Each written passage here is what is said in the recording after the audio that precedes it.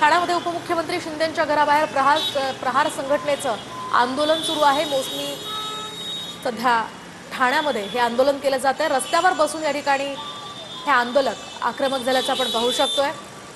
प्रहार संघटनेचं हे आंदोलन सुरू आहे। विविध मागण्यांसाठी प्रहार संघटना आता आक्रमक झालेली आहे। यामध्ये महिलांचाही समावेश आहे।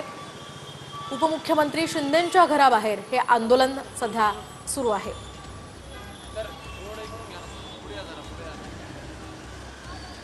तर सध्याची त्या ठिकाणची दृश्य आपण पाहतोय। आपल्या विविध मागण्यांसाठी प्रहारचे हे कार्यकर्ते आक्रमक झालेले आहेत।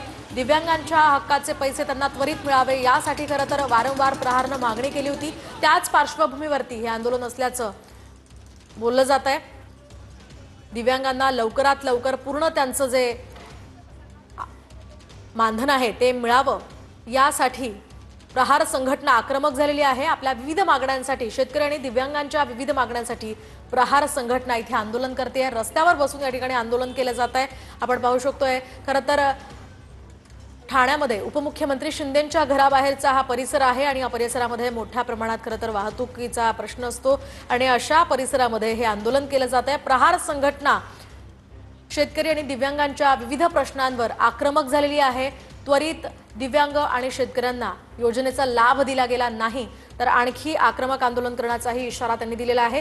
अधिकची माहिती जाणून घेऊया त्यांचे प्रतिनिधी गणेश थोरात यांच्याकडून। गणेश, काय सांगाल? प्रहारचं हे आंदोलन सुरू आहे, काय नेमक्या त्यांच्या मागण्या आहेत?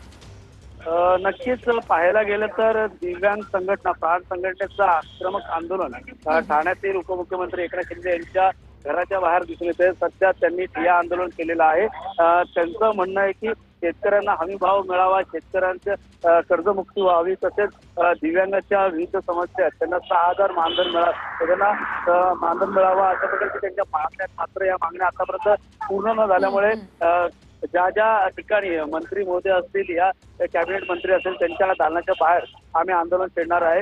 रक्तदान करत या ठिकाणी आंदोलन छेडण्याचा इशारा त्यांनी दिला होता। मात्र आज त्या पद्धतीने पूर्णतः पोलीस बंदोबस्त या ठिकाणी त्यांना या ठिकाणी पोलिसांकडून आता त्यांना आठवण्याचा प्रयत्न होतो। मात्र त्यांनी पूर्णतः या ठिकाणी अँब्युलन्स आलेली आहे आणि पूर्ण अँब्युलन्समध्ये रक्तदान असं पूर्ण साहित्य या ठिकाणी आहेत आणि या ठिकाणी पाहायला गेलं तर मोठ्या प्रमाणात पोलीस बंदोबस्त देखील वाढवण्यात आलेला आहे। रक्तदान करूनच आम्ही या ठिकाणी आमचा न्याय मिळवणार असं एक म्हणणं आहे।